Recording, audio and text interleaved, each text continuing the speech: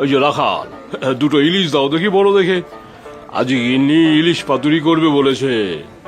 দিয়ে যান না, আজকে ইলিশগুলো বেশ ভালো আছে, সব বিক্রি হয়ে গেছে।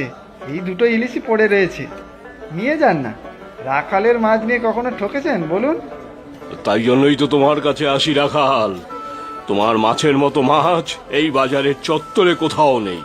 আমার গিন্নি তো অন্য দোকানের মাছ নিলে ধরেই ফেলে, এ তো টাটকা নয় বলে। সব আপনাদের আশীর্বাদ বাবু, সৎভাবে রোজগার করে খাই, ঠকিয়ে ব্যবসা করে কি লাভ বলুন বাবু? সবাই কি আর তোমার মতো করে ভাবে রাখাল? ওই নালুটাকে দেখো না, সব পচা মাছ বিক্রি করে মানুষ ঠকায়, তারপরেও বড় বড় কথা।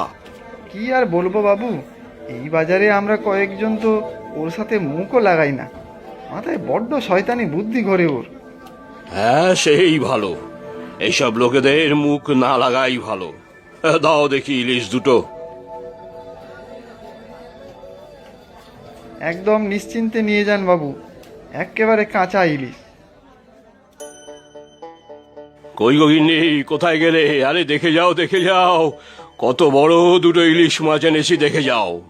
আজকে বুড়ো বুড়িতে বেশ জমিয়ে ইলিশ মাছ খাবো।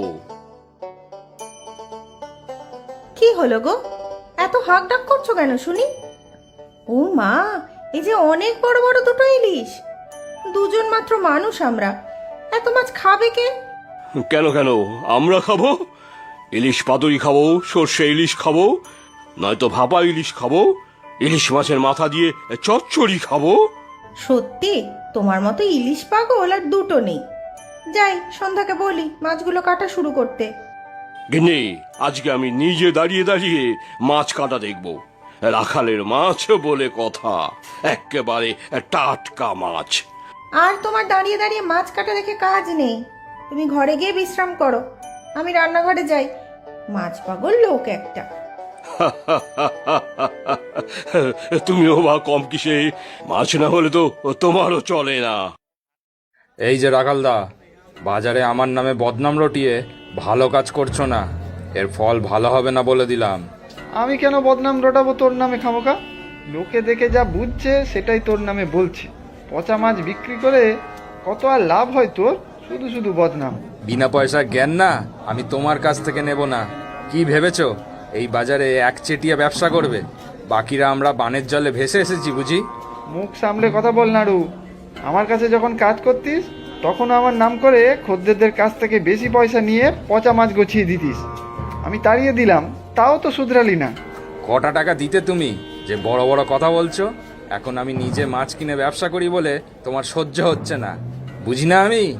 হিংসে হিংসে। হিংসে? তাও আবার তোকে? ঈশ্বর আমার মাথার ওপরে থাকুক, এই দিন যেন কখনো দেখতে না হয় আমার। মেলা বক বক করে আমার সময় নষ্ট করিস না নাড়ু। দেখে নেব আমি তোমাকে রাখালদা, তোমার কেমন বদনাম করি দেখো। হ্যাঁ, যা যা, তোর মুরদ আমার জানা আছে। এই যে তোমার ইলিশ পাতুরি, সর্ষে ইলিশ, আর এই যে ভাপা ইলিশ। এখানে আছে বেগুন ইলিশের পাতলা ঝোল, আর এই তোমার ইলিশ মাথা দিয়ে চচ্চড়ি। গিন্নি, করেছো কি? তোমার জবাব নেই গিন্নি, তোমার জবাব নেই। আজকে দুপুরে তো আমাদের বাড়িতে ইলিশ উৎসব হচ্ছে। শোনো, সন্ধ্যাকেও 4-5 টুকরো ইলিশ দিয়ে দিয়েছি, মায়ে পয়ে বাড়িতে রান্না করে খাবে। জানো গিন্নি, মেয়ের কথা বড্ড মনে পড়ছে।